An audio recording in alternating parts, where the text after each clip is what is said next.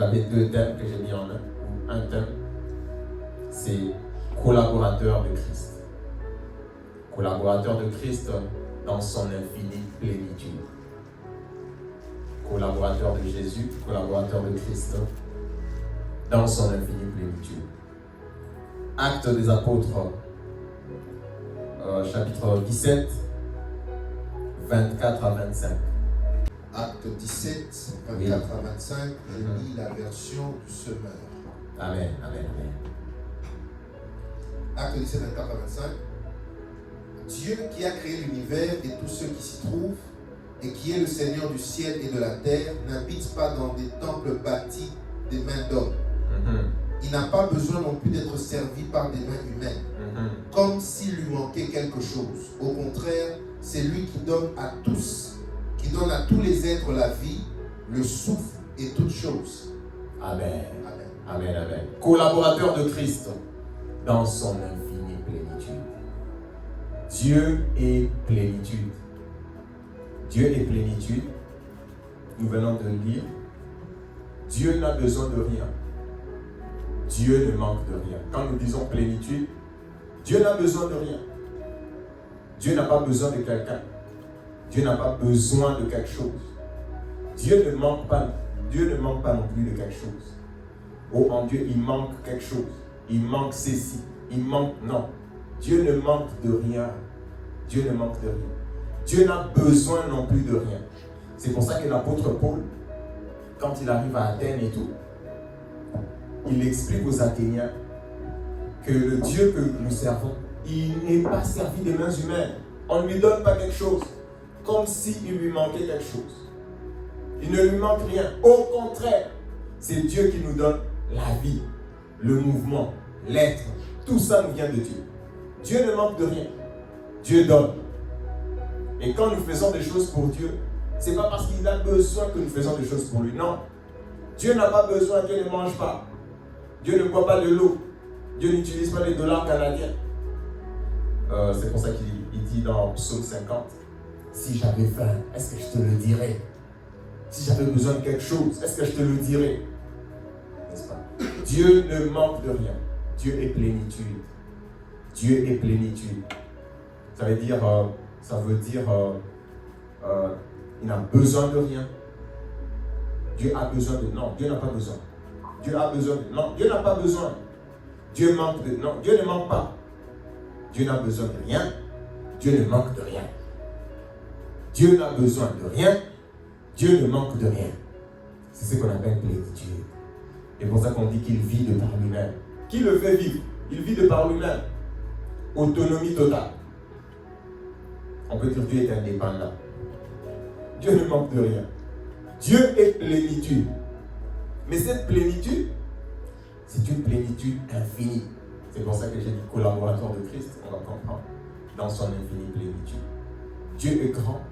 Quand Salomon a bâti le temple, si vous lisez 2 Chroniques ou 1 Roi, je vais donner 1 Roi 28-27, Salomon dit, c'est pas dans ces temples que Dieu va venir habiter. Même les cieux, et même les cieux des cieux, ne peuvent te contenir. Les cieux des cieux ne peuvent te contenir. Ah, pour combien de fois raison cette maison que j'ai bâtie? Dieu n'habite pas le ciel. Dieu n'habite pas le ciel. Les cieux sont l'œuvre de ses mains. Il a créé les cieux. Avant que les cieux existassent, Dieu est. Dieu est. Dieu est. Les cieux des cieux ne peuvent contenir Dieu. Rien ne peut contenir Dieu. Dieu est grand. Dieu est infini. Dieu est plénitude. Plénitude infinie. Plénitude infinie. Dieu est plénitude. Les cieux des cieux. Regardez seulement le ciel qui est au-dessus de nous ici. Les ciels qui est ici, là où nous on prend les avions. Là. Déjà c'est grand. Sortez de ce ciel. Allez dans le ciel cosmique, là où il y a les Mars, les Jupiter et tout. On commence à parler parfois de... Il y a un terme scientifique qu'on appelle année-lumière. Donc on calcule la vitesse de la lumière, combien de temps ça fait par an. Puis on dit la distance qu'il faut pour atteindre un point X dans l'univers. La chose la plus rapide, je vais expliquer rapidement. La chose la plus rapide qui existe dans l'univers, c'est la lumière. La lumière fait 300 000 km par seconde. Donc vous imaginez, une seconde, 300 000 km. C'est 6 fois le tour de la Terre, rapidement. 6 fois le tour de la Terre. 6 fois le tour de la Terre, la lumière fait. Donc vous voyez la vitesse. Mais il y a des points dans cet univers. On prend maintenant 300 000 km là, fois 1 an. C'est ce qu'on appelle année-lumière. Les talons, c'est année-lumière. On dit que pour atteindre tel point de l'univers, ça nous prend autant d'années-lumière. C'est-à-dire que la lumière est allée là-bas. En 1 an, cette distance-là, ça fait 1. Maintenant, on prend, papa, c'est loin. C'est loin. C'est loin, loin, loin, loin, loin. Donc, pour vous dire déjà que le cosmos dans lequel nous sommes, l'univers dans lequel nous vivons, l'univers est grand. Donc, quand on compare l'univers au ciel angélique, le ciel angélique est beaucoup plus grand que l'univers. C'est pour ça que la Bible dit le ciel et même les cieux des cieux. C'est-à-dire qu'on fait un comparatif. Les cieux déjà ne peuvent pas. Mais même ce qui est encore beaucoup plus grand, les cieux des cieux sont beaucoup plus grands que les cieux. Même les cieux des cieux ne peuvent pas te contenir. Dieu est infiniment grand. Dieu est infiniment grand. Et dans son infinie grandeur, il est plénitude. Dans son infinie grandeur, il ne manque de rien. Dans son infinie grandeur, il n'a besoin de rien. Dans son infinie grandeur, Dieu est plénitude. C'est extraordinaire. Et c'est notre Dieu. C'est la plénitude. C'est l'infini. Et Dieu, qui a créé toutes ces choses, a envoyé Jésus dans ce monde. Jésus qui est venu dans ce monde, nous allons lire. Dieu a voulu qu'en Jésus, toute cette plénitude qu'il a, habita corporellement en lui. La plénitude de Dieu. Dieu qui est plénitude et infini. Et toute cette plénitude, comme contradictoire, a habité corporellement en Jésus-Christ. Extraordinaire. Colossiens chapitre 1, 17, 19. Vous me ferez ici, je n'ai pas d'heure. Colossiens 1, 17, 19. On va faire deux lectures dans Colossiens. On va commencer 1, 17, 19. Colossiens 1, 17, 19, toujours dans la version musulmane. Il est lui-même bien avant toute chose, et toute chose subsiste en lui. Il est lui-même la tête de son corps, qui est l'Église. Ce Fils est le commencement, le premier-né de tous ceux qui sont morts, afin qu'en toute chose, il ait le premier rang. 19. Car c'est en lui que Dieu a désiré que toute plénitude ait sa demeure. Voilà. On va continuer toujours dans Colossiens 2, 8 à 10. Colossiens 2, 8 à 10. Colossiens 2, 8 à 10. Oui.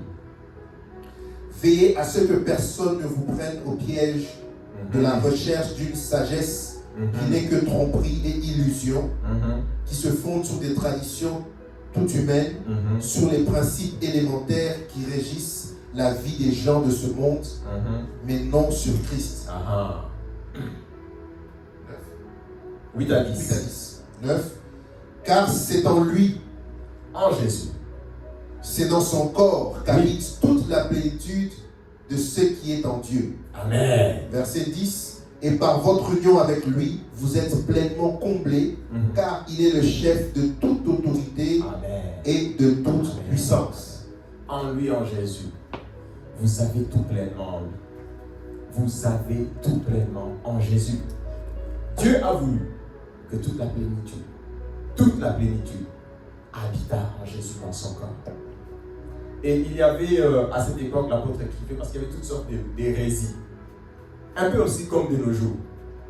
Où Jésus, oui, mais pas suffisant. Jésus, oui, mais il manque quelque chose. Jésus, oui, mais pas suffisant.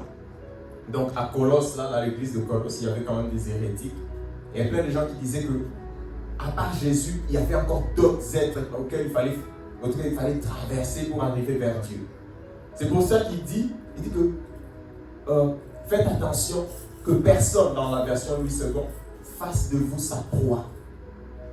Fasse de vous sa proie par une fausse philosophie, une fausse sagesse. Il y avait une forme de sages. En fait, il y avait des gens qui se prenaient pour des sages, qui voulaient trouver un autre chemin pour aller à Dieu. Jésus, oui, mais pas suffisant. Il fallait rajouter encore d'autres sagesses. Il fallait rajouter encore. Ça, c'est la sagesse. Aujourd'hui, on entend des choses comme c'est l'illumination. Ça, c'est. Quelle illumination? C'est la lumière.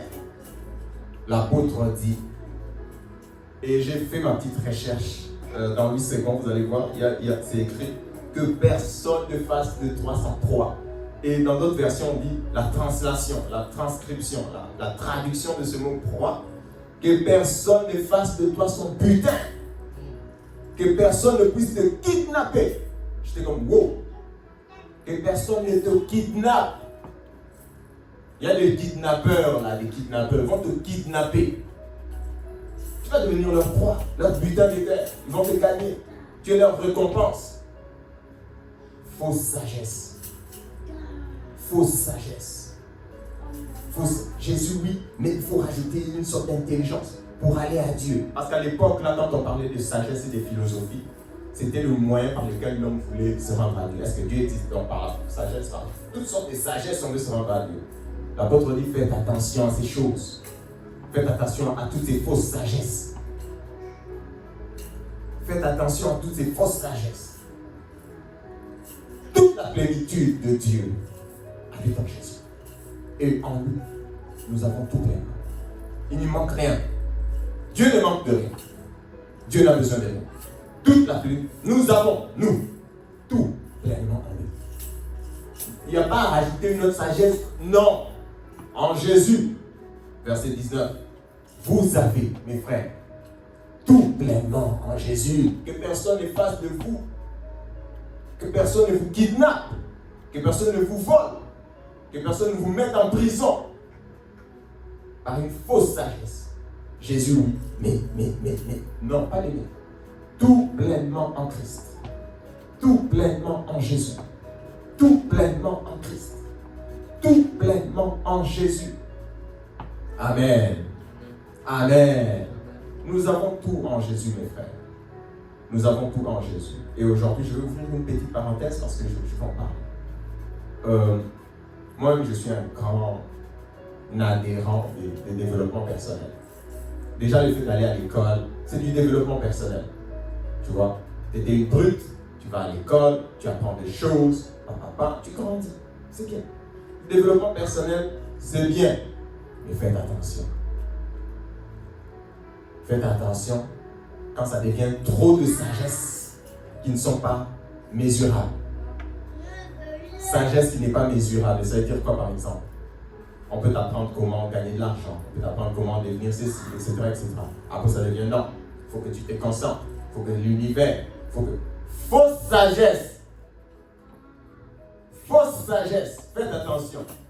Que personne ne vous kidnappe. Le développement personnel que nous approuvons, ce sont des choses mesurables et tangibles. Comme à l'école. Dis-moi comment faire, pratique-le. Donne-moi une nouvelle connaissance que je ne connaissais pas, que je peux mesurer, que je peux faire. Pas des choses du genre, bon, au-delà de ça, il faut que tu aies la pensée positive. Quelle pensée positive? Nous, on a la foi. Nous, on n'a pas les histoires, nous, on a la foi en Jésus. C'est ça notre pensée positive. Vous avez, il faut faire attention à la sagesse humaine. Les sagesses que les gens essaient de nous infiltrer. Même dans... Bon, en tout cas. Nous avons tout pleinement en Jésus-Christ. Mes frères, mes sœurs, que personne ne vous kidnappe. Que personne ne fasse de vous son butin par une fausse sagesse, par des fausses histoires, par des fausses philosophies, par des fausses sagesses, par des illuminations fausses, par des lumières qui sont fausses, qui sont ténèbres. Que personne ne te kidnappe. En Jésus, en Jésus, en Jésus, nous avons tout pleinement en lui. Jésus est suffisant. Dans son corps, Dieu a voulu que toute la plénitude, l'infinie plénitude de Dieu habita en Jésus. Nous avons tout pleinement en Christ. Nous avons tout pleinement en Jésus. Et en dehors de Jésus, c'est le vide. En dehors de Jésus, c'est vanité. En dehors de Jésus, c'est le vide. C'est le vide, c'est le vide. Et il y a un homme dans la Bible que Dieu avait beaucoup béni. Et vous le connaissez certainement. Il a eu tout ce que l'homme espère avoir dans cette vie. L'argent, les femmes, la royauté, la sagesse humaine.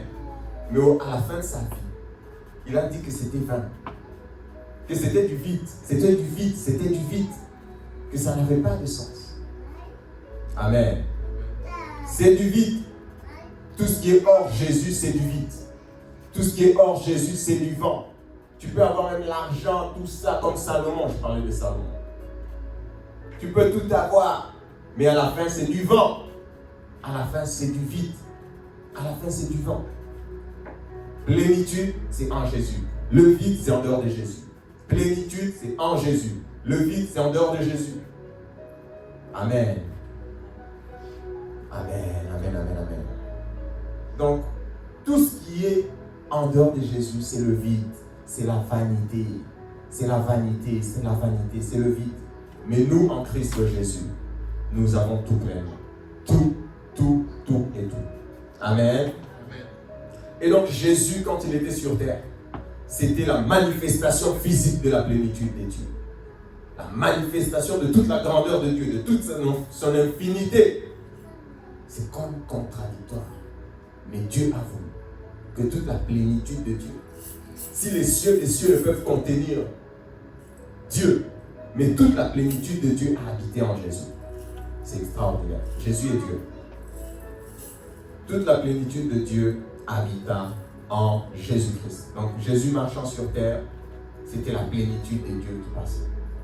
Jésus marchant sur terre, c'était la plénitude de Dieu. Dieu a voulu que la plénitude habita dans son corps.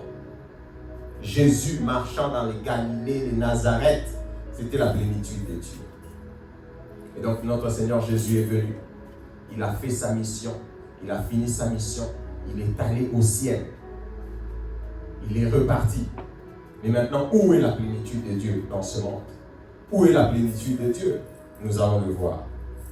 Éphésiens chapitre 1. Éphésiens chapitre 1, 20 à 23. Éphésiens chapitre 1, 20 à 23. Oui. En la faisant agir en Christ, lorsqu'il l'a ressuscité, il l'a fait siéger à sa droite dans le monde céleste. Là, Christ est placé bien au-dessus de toute autorité, Amen. de toute puissance, de toute domination et de toute souveraineté. Amen. Au-dessus de tout nom qui puisse être cité, non seulement dans le monde présent, mais aussi dans le monde à venir. Amen. 22, c'est jusqu'à 23. Jusqu'à 23. Dieu a tout placé sous ses pieds. Amen. Et Christ qui domine toutes choses, il l'a donné pour chef à l'Église, Amen. qui est son corps, lui qui habite la plénitude de Dieu, qui remplit tout en tous. Amen. Amen, amen, amen. Amen, amen. Dieu a déployé une grande puissance. Ça, on a lu quelques versets pour avoir le contexte. A ressuscité Jésus, l'a placé au-dessus de tout, l'a placé pour chef suprême de l'Église, l'a placé pour tête de l'Église. La plénitude qui est remplie tout en tout. L'Église aujourd'hui a la plénitude de Dieu.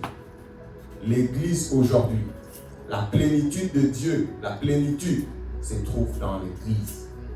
Dans la version on dit l'Église, la plénitude de Dieu dans la version 8. L'Église a la plénitude de Dieu. L'Église a la plénitude de Dieu. L'Église, c'est le corps de Christ. Christ est la tête. Christ est le chef suprême de l'Église. Nous sommes son corps. L'Église a sa plénitude. Aujourd'hui, dans ce monde, mes frères, ne tombez pas dans ces pièges. Je parle de l'Église de Jésus. Je parle de l'Église du Seigneur, qu'il s'est acquise au prix de son propre sang. Les gens vont commencer à me dire, oh non, il y a des fausses églises. Non, moi je vous parle de l'Église de Jésus. La plénitude de Dieu se trouve dans l'Église. La plénitude de Dieu, aujourd'hui dans le monde, quand tu la cherches, la plénitude de Dieu se trouve dans l'Église. La plénitude de Dieu se trouve dans l'église. Ne tombons pas dans le piège des gens d'aujourd'hui qui sont là en train de minimiser les églises. Honore l'église. Vos églises là, qu'est-ce qu'il y a là-bas? Vos églises, c'est la plénitude de Dieu dans l'église. Amen. La plénitude de Dieu dans l'église. L'église n'a besoin de rien. Et je vais le démontrer. L'église est déjà bénie. L'église, c'est le corps de Christ. Dieu est plénitude. L'église a la plénitude de Dieu. L'église a la plénitude de Dieu. Nous ne tombons pas dans les pièges des païens. Nous ne tombons pas dans les pièges des méchants qui méprisent l'église de Dieu. Amen. Qui méprisent l'église de Jésus. La plénitude dans ce monde. Si tu veux trouver la plénitude de Dieu, si tu veux trouver la bénédiction de Dieu, c'est dans l'église de Jésus.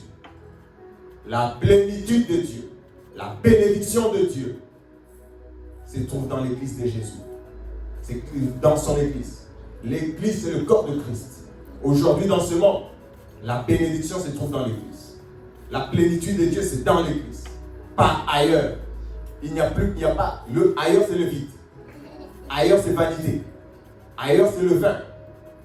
La plénitude se trouve dans l'église. La plénitude de Dieu se trouve dans son église. Jésus a marché à Nazareth. Plénitude de Dieu méprisée. Mais pour ceux qui ont compris, ils avaient vu le Fils de Dieu. Les églises sont là. Plénitude de Dieu dedans. Mais les gens passent méprisant. Mais méprise. Méprise le corps de Jésus. Je vous parle de l'église de Jésus. L'église de Jésus. Donc Christ est le chef suprême. Alléluia. L'église de Dieu a sa plénitude. L'église de Jésus est bénie. L'église de Jésus est bénie. Notre église joie éternelle est bénie. Elle fait partie de l'église de Jésus. Elle fait partie de l'église de Jésus. Elle fait partie de l'église de Jésus. Et Jésus a dit, les gens cherchent aujourd'hui des endroits safe. Des endroits safe, des endroits sécuritaires. Mais où est l'endroit sécuritaire dans ce monde? Où est l'endroit sécuritaire dans ce monde? Tu veux la sécurité? La sécurité, c'est dans l'église. Jésus a dit, je bâtirai mon église. Les portes des enfers ne pourront prévaloir. Toi, tu es en dehors de l'église, mais les portes des enfers vont te manger. L'endroit sécuritaire que tu cherches, c'est où? C'est dans l'église. Jésus a dit qu'il bâtirait son église. La Bible dit, nous savons que le monde entier est sous la puissance de l'ennemi. Seulement l'église n'est pas sous la puissance de l'ennemi. C'est seulement l'église qui n'est pas sous la puissance de l'ennemi. Le monde entier est sous la puissance du diable. Et toi, tu méprises l'église de Jésus. C'est l'endroit sécuritaire dans ce monde, le seul endroit où tu dois être spirituellement protégé. C'est l'église de Jésus. C'est seulement dans l'église que tu es protégé. Les portes des enfers vont prévaloir sur tout, sauf sur l'église de Jésus. C'est la parole du Seigneur. C'est la parole du Seigneur. On ne méprise pas l'église de Jésus. On ne méprise pas l'église de Jésus. La plénitude de Dieu est dedans. La bénédiction est dedans. La promesse de la vie est dedans. La sécurité est dedans. La plénitude de Dieu est dedans. On ne méprise pas l'église de Jésus.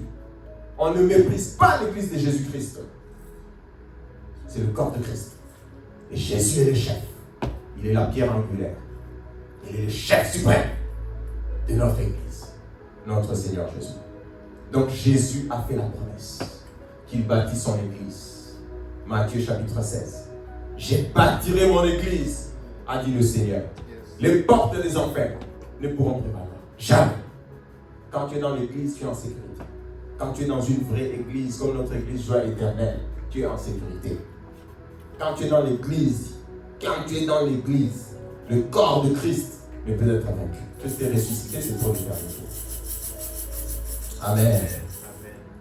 Amen. Donc aujourd'hui, mes frères et sœurs, Jésus dans ce monde,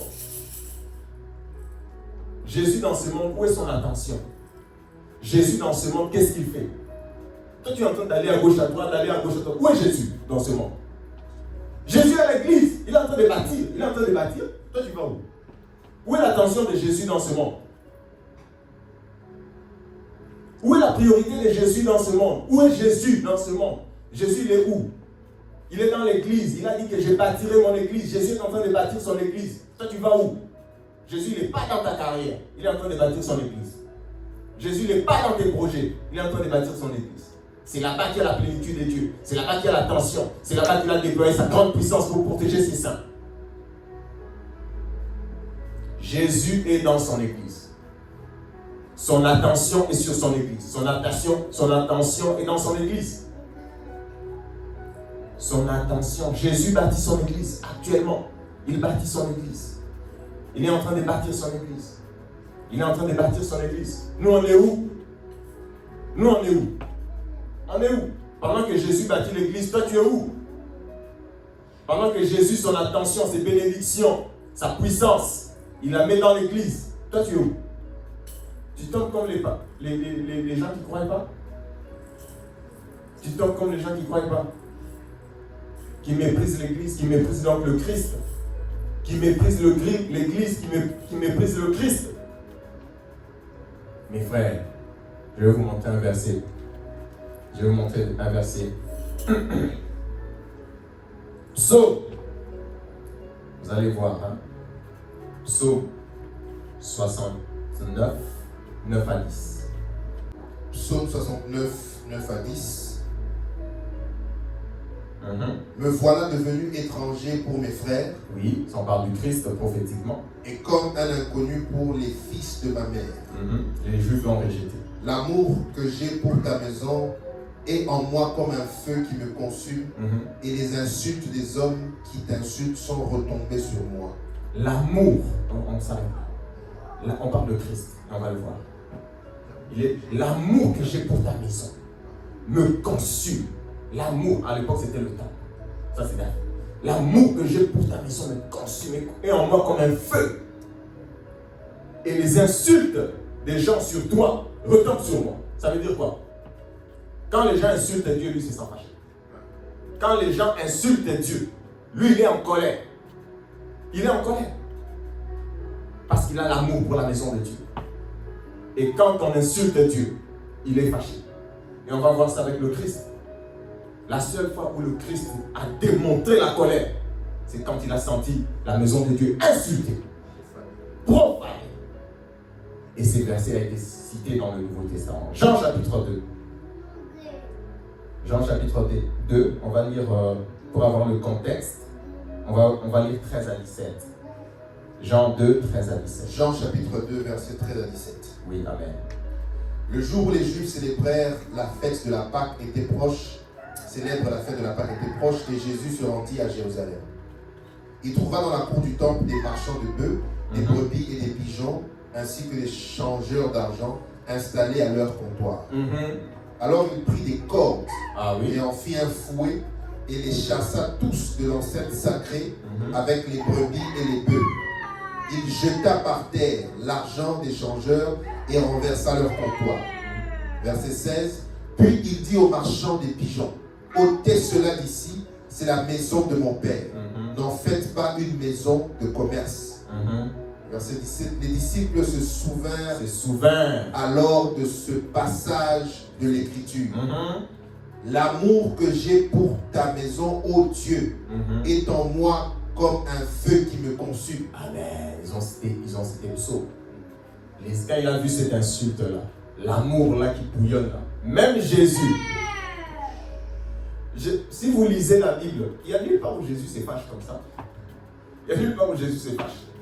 Mais quand la maison de Dieu est méprisée, quand la maison de Dieu est méprisée, Jésus a fait des fouets. Et il était en forme physique. Parce qu'il a attaqué même 7, 8, 9 personnes. Jésus est fâché. La seule fois où Jésus est fâché dans la Bible, c'est quand la maison de Dieu est profanée, méprisée. Mes frères, moi je crois que Dieu ne m'a pas appelé à parler de ce genre de choses. Genre la colère de Dieu qui frappe les hommes. Dieu m'a appelé à bénir. Dieu m'a appelé à prêcher la bénédiction et toutes ces choses. Mais je veux vous dire que lisez vos Bibles, que celui qui a des entendre au-delà des choses que moi je vais dire. On ne méprise pas la maison de Dieu. On ne méprise pas l'église de Jésus. On ne méprise pas Jésus. Ça, c'est la seule fois où le Seigneur a fait des fouilles. Donc, l'amour que le Seigneur avait pour sa maison. le Seigneur a démontré de la colère. N'est-ce pas? Donc nous ne méprisons pas la maison du Seigneur. Nous ne méprisons pas l'église du Seigneur. Nous ne méprisons pas la maison du Seigneur. Au contraire, nous aussi, comme le Seigneur Jésus, l'amour que nous avons pour sa maison nous consume. L'amour que nous avons pour les frères et pour les sœurs nous consume. L'amour que nous avons pour l'église nous consume. Au point où quand l'église est méprisée, nous aussi nous nous fâchons. Nous aussi nous sommes fâchés quand l'église de Jésus est méprisée. Quand l'église de Jésus est méprisée. Quand sa parole est rejetée. Quand sa parole est twistée. On twiste la parole, on est fâché. On n'est pas content.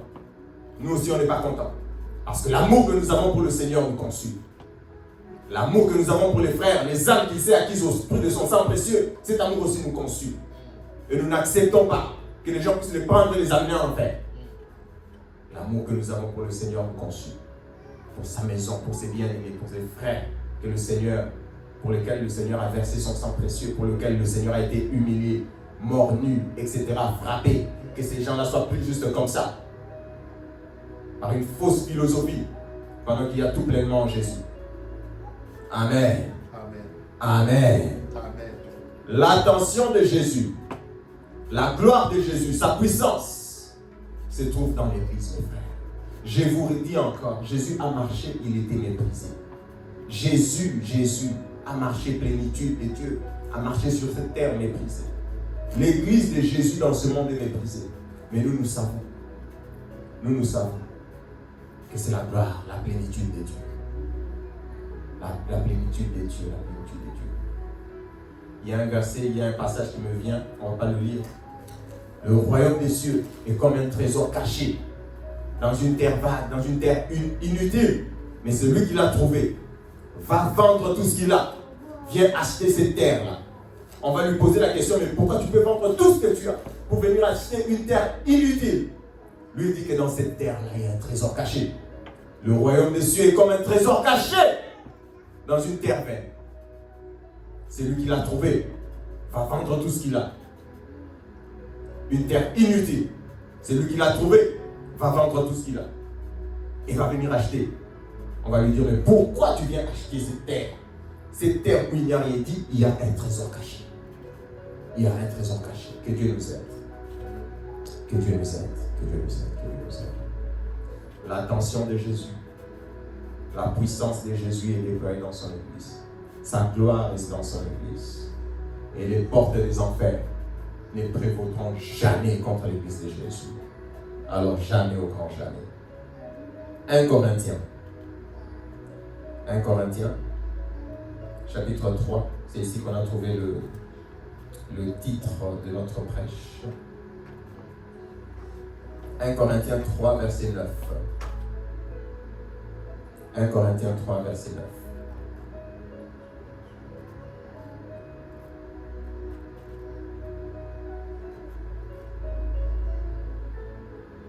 « 1 Corinthiens 3. 1 Corinthiens 3, verset 9. Car nous travaillons ensemble au service de Dieu, et vous êtes le champ qu'il cultive, ou encore vous êtes l'édifice qu'il construit. Nous travaillons ensemble avec, dans d'autres versions il est écrit, nous sommes collaborateurs avec Dieu. C'est pour ça que j'ai donné le titre de notre prêche, collaborateurs de Dieu. Nous sommes collaborateurs avec Dieu, mes frères. Nous sommes collaborateurs, nous travaillons avec lui. Jésus, qu'est-ce qu'il fait actuellement dans ce monde? Jésus bâtit son église, mes frères, encore une fois. Jésus bâtit son église. Jésus lui-même, l'architecte principal, l'ingénieur en chef, bâtit son église. Toi, tu es où? Où est ton attention?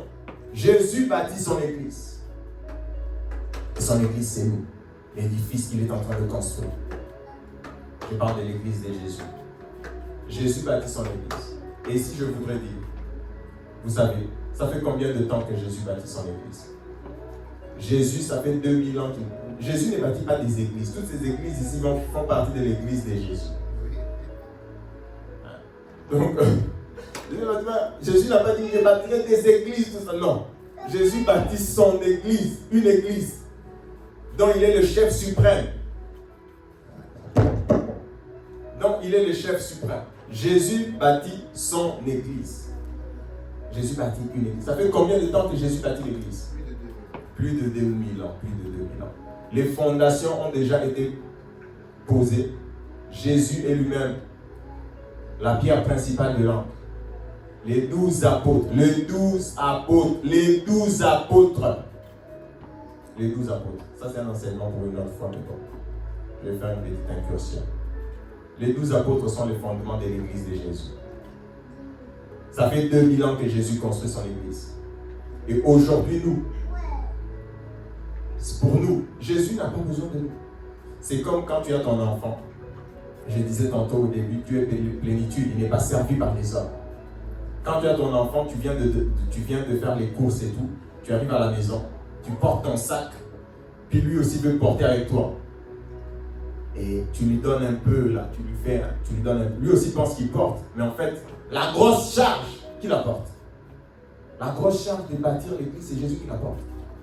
Il est la pierre principale de l'angle. Il est la pierre principale de l'angle. Il est la fondation des fondements. Jésus bâtit son église. Et donc pour nous, c'est juste un privilège. C'est un privilège que de collaborer à travailler avec le Seigneur. C'est un privilège que de travailler avec le Seigneur. Nous sommes collaborateurs avec Dieu. Collaborateurs du Seigneur. Le Seigneur lui-même bâtit son église. Et nous bâtissons avec lui. Ça fait 2000 ans que Jésus bâtit son église. L'église de Jésus va exister avec moi ou sans moi. Amen. Amen. L'église de Jésus a commencé d'exister avant moi. Je parle de l'église, pas des églises. Et l'église de Jésus va continuer. Et moi, pour moi, c'est juste l'urgence de participer à la volonté de Dieu. Participer à ces plans merveilleux que Dieu a déjà établis depuis toute éternité. Mais nous sommes en train de participer, le joie éternel et l'ongle dans l'église de Jésus. Et nous, notre travail, nous voulons que ce soit un chef-d'œuvre. Cet ongle-là sera placé vraiment dans l'église de Jésus. Bien taillé dans l'église de Jésus. Et après, l'église de Jésus va continuer. Nous, notre temps passe. 2150, on n'est plus là. Si Dieu ne vient pas, l'église de Jésus continue. On n'est pas irremplaçable. Dieu atteindra ses buts, avec moi ou sans moi. Mon problème, c'est que moi, je dois être là.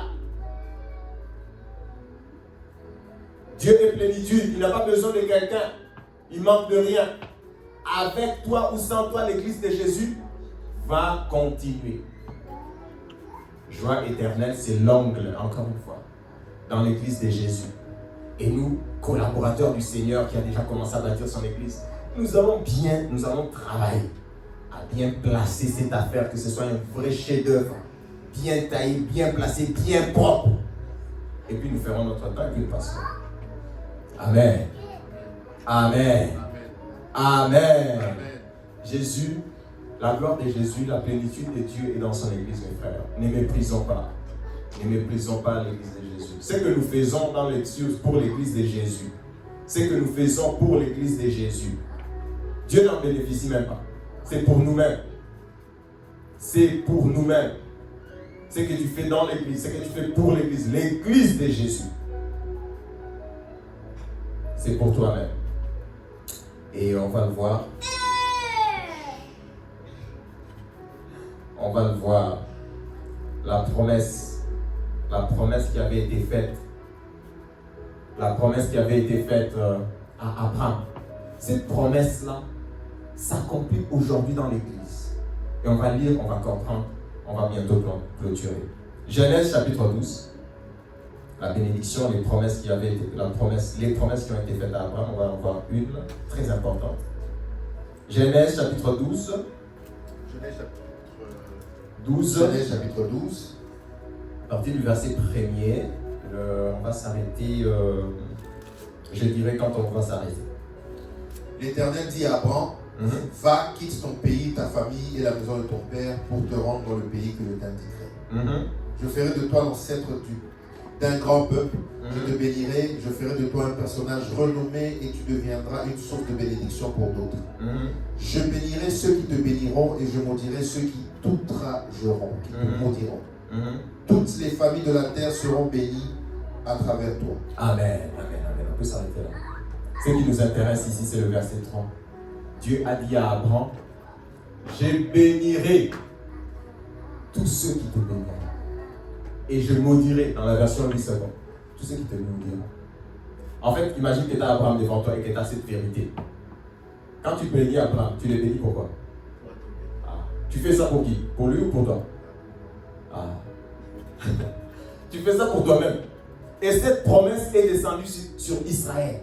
Cette promesse, aujourd'hui, on voit parfois des pays qui sont pro des pros. On soutient. On soutient. Parce qu'ils croient en cette promesse. Mais cette promesse s'accomplit dans l'Église. S'accomplit sur l'Église. La descendance d'Abraham, c'est l'Église. La descendance d'Abraham, c'est l'Église. Je bénirai ceux qui te béniront. On va lire 2-3 versets pour finir bientôt. Ça allait tellement vite. Romains 6 à 8. Puis on va... Romains 6, verset. Romains 9, 6 à 8.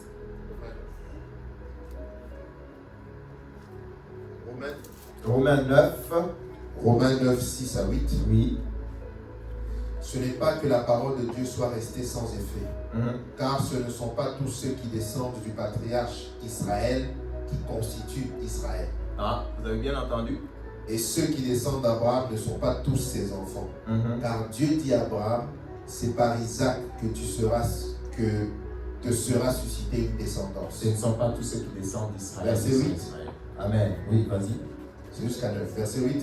Cela veut dire que tous les enfants de la descendance naturelle d'Abraham ne sont pas enfants de Dieu. On peut s'arrêter là. Tous ceux qui descendent d'Israël ne vivent pas la promesse. Tous ceux qui descendent d'Israël ne sont pas Israël. Maintenant, on va voir. Galates 4, verset 28. Galates 4, verset 28. Or, vous, frères et sœurs, vous êtes les enfants de la promesse, comme Isaac. Nous sommes enfants de la promesse. Comme Isaac, nous sommes descendants d'Israël. C'est ce qu'il essaie de dire. Comme Isaac, nous sommes enfants de la promesse. Nous sommes comme des qui venons d'Isaac. Nous avons la même bénédiction qu'Isaac. Ce n'est pas tous ceux qui viennent d'Israël qui sont Israël. Ça veut dire quoi? Ceux qui ont la foi, ce sont ceux-là qui sont descendants spirituels d'Abraham. Ce sont ceux-là qui ont la bénédiction d'Abraham. Ce sont ceux-là sur qui les promesses d'Abraham aussi s'accomplissent. Pas selon la chair.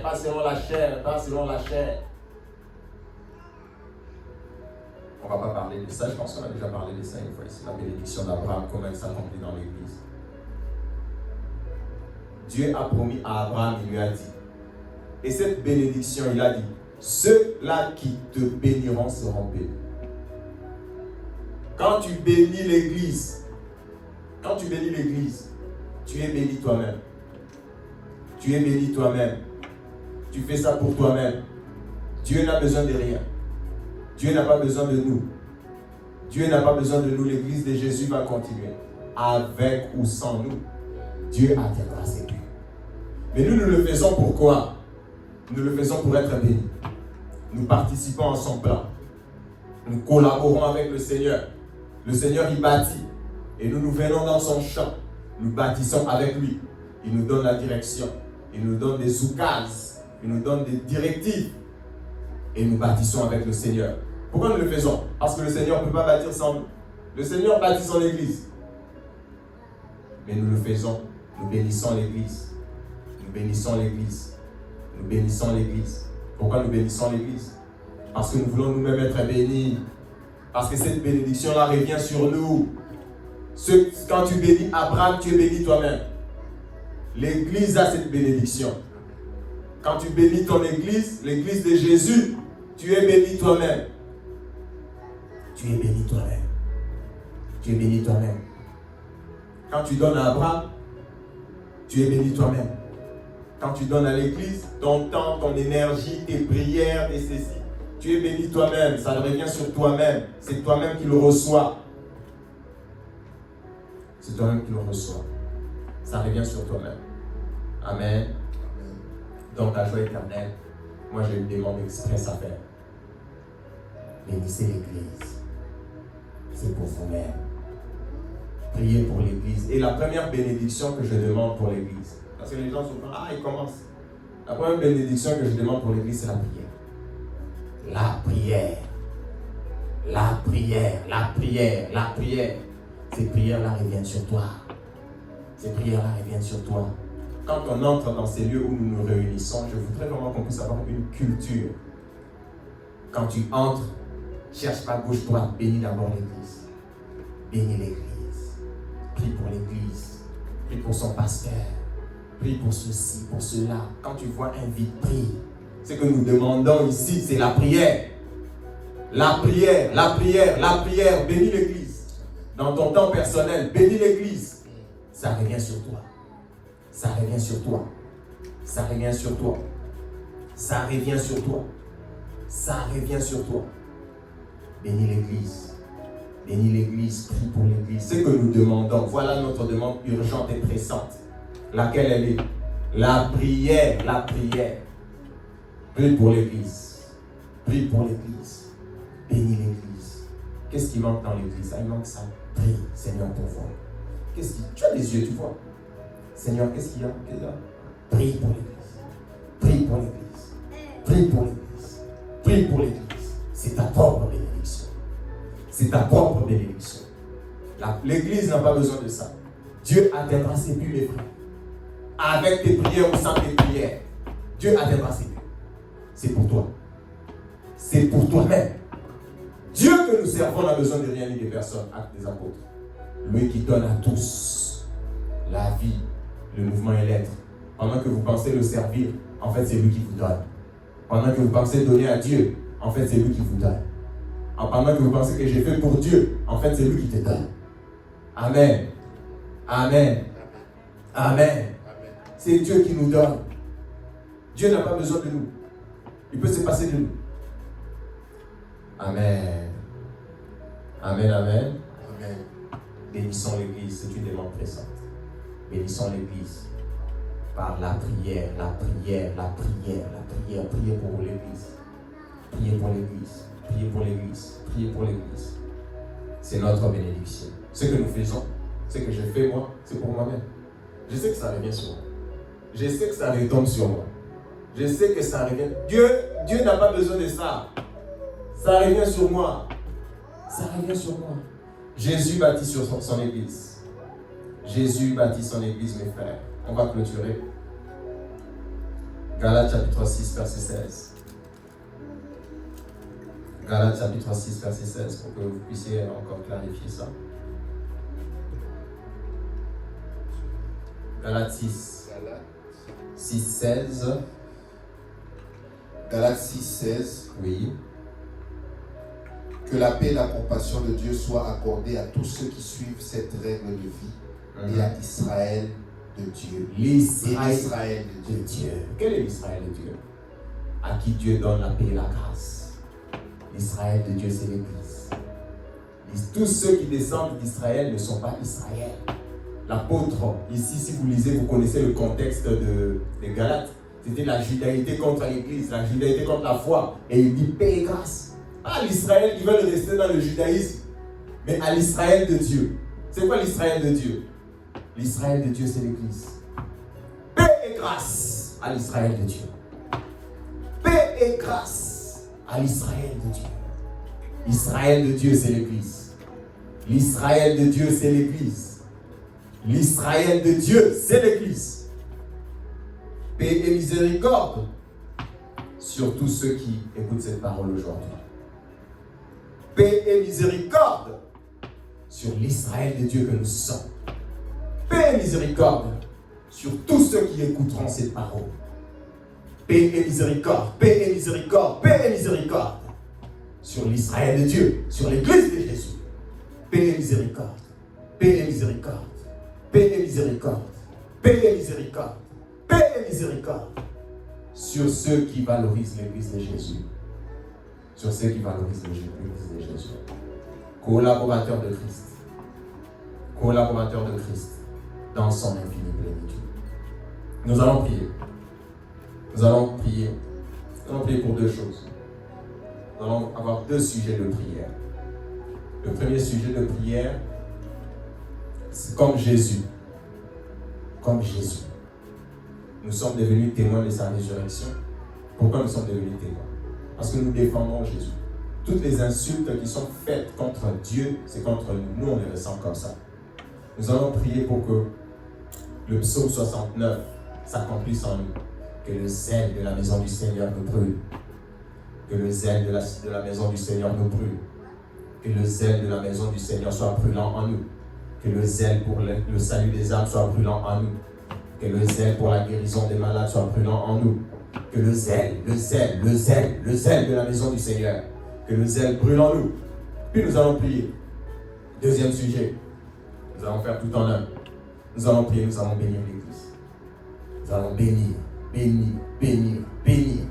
l'Église.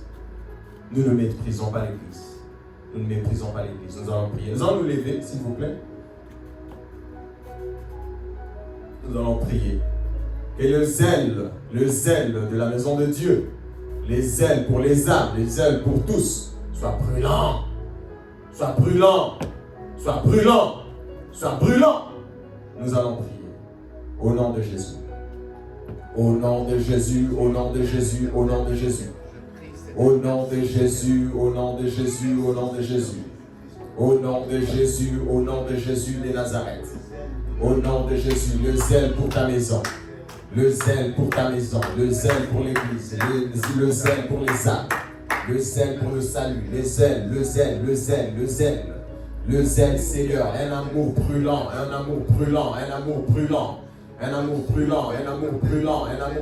Seigneur, pour ton Église, un amour brûlant pour l'Église de Jésus, un amour brûlant pour l'Église de Jésus, un amour brûlant pour l'Église de Jésus. Un amour brûlant pour les âmes que le Seigneur a rachetées au prix de son sang précieux. Un amour brûlant, Seigneur, afin de défendre le Christ. Les insultes qui tombent sur toi retombent sur nous, afin de défendre Jésus, afin d'être témoin de sa résurrection. Oui, Jésus est ressuscité. Oui, Jésus est vivant. Oui, Jésus est sans péché. Oui, Jésus est le Fils de Dieu. Oh Seigneur, je prie pour le zèle. Un amour brûlant dans nos cœurs. Un amour brûlant dans nos cœurs. Au nom de Jésus. Un amour brûlant dans nos cœurs au nom de Jésus. Oh Seigneur, que ce feu nous consume. Que ce feu ne nous laisse pas tranquilles. Que ce feu nous consume. Que le feu, l'amour brûlant en nous. Pour ta maison, pour les âmes que tu t'es rachetées, Seigneur. Que ce feu nous consume au-dedans de nous. Que ce feu nous consume au-dedans de nous. Que ce feu nous consume. Que ce feu nous fasse bouger. Que ce feu nous fasse agir. Que ce feu nous fasse parler. Oh Seigneur, je prie. Au nom de Jésus. Au nom de Jésus. Au nom de Jésus. Au nom de Jésus. Au nom de Jésus. Au nom de Jésus de Nazareth, je prie pour un amour ardent pour ta maison, un amour ardent pour les âmes que Jésus a rachetées, un amour ardent, parce que ta maison est pleine de ta plénitude. Ton église est remplie de ta plénitude. Ton église est remplie de ta plénitude. Ton église est remplie de ta puissance. Et par elle, plusieurs sont bénis. Oh Seigneur, je te prie. Au nom de Jésus, bénis ton église. Bénis ton église, bénis ton église, bénis ton église, bénis ton église, bénis ton église. Ta plénitude est en nous. Ta plénitude est ici. Ta plénitude est en joie éternelle. Ta plénitude est dans ton église. Ta plénitude est dans ton église. Ta plénitude est dans ces lieux. Ta plénitude est dans tes lieux. Ta plénitude est dans ces lieux. Ton église ne manque de rien. Ton église ne manque de rien. Ton église n'a besoin de rien. Ton église ne manque de rien. Ton église n'a besoin de rien. Ta plénitude, Seigneur. Ta plénitude, Seigneur. Ta plénitude, Seigneur. Ta plénitude dans ton église. Ta plénitude dans ton église. Ta plénitude dans ton église. Au nom de Jésus de Nazareth. Au nom de Jésus. Au nom de Jésus. Je prie, Seigneur. Je prie, Seigneur, au nom de Jésus, que ta plénitude soit manifeste. Que ton église n'ait besoin de rien. Que ton église ne manque de rien. Au nom de Jésus. Au nom de Jésus. Au nom de Jésus. Au nom de Jésus. Et que par ton église, tu donnes à plusieurs. Que tu donnes à plusieurs, Seigneur, la vie. Oui, la vie. Le mouvement. Oui, le mouvement. Et l'être. Seigneur, que par ton église, tu bénisses plusieurs vies. Que par ton église, que plusieurs soient bénis. Toi, tu n'as besoin de rien. Au contraire, toi, tu donnes à tous la vie, le mouvement et l'être. Et que ton église, Seigneur, que ceux qui sont morts dans le péché retrouvent la vie. Que ceux qui sont dans le péché retrouvent la vie. Que ceux qui sont malades retrouvent le mouvement. Que ceux qui sont perdus trouvent le sens de la vie. Au nom de Jésus de Nazareth. Au nom de Jésus de Nazareth. Au nom de Jésus de Nazareth. Oh Seigneur, agis. Merci, merci, merci, merci. Merci, merci, merci. Merci pour les yeux spirituels qui sont ouverts. Merci pour les yeux spirituels qui sont ouverts. Merci pour les yeux spirituels qui sont ouverts. Merci parce que nous ne méprisons pas l'église de Jésus. Merci au contraire parce que notre cœur bouillonne d'amour pour ta maison. Notre cœur bouillonne d'amour pour ta maison. Oh Seigneur, merci. Oh Seigneur, merci. Toi qui as fait de nous tes collaborateurs, accorde-nous la grâce. Accorde-nous la grâce. Accorde-nous la grâce. Accorde-nous la grâce de bien faire ce que tu nous demandes de faire. De bien faire, de bien faire, de bien faire, de bien faire. De bien faire ce que tu nous demandes de faire. De bien faire en notre temps ce que tu nous demandes de faire. De bien le faire. Que le travail que nous allons faire soit un chef-d'œuvre. Nous ne voulons pas faire un travail bâclé, non. Nous voulons un chef-d'œuvre. Un chef-d'œuvre. Un chef-d'œuvre dans l'église de Jésus. Ô Seigneur béni, accorde-nous la grâce. Et par le Saint-Esprit, cela s'est fait. Et par le Saint-Esprit, cela se réalise. Ton église monte. Elle s'établit, elle s'expand. Plusieurs sont sauvés pour la gloire de Jésus. Amen. Amen. Amen.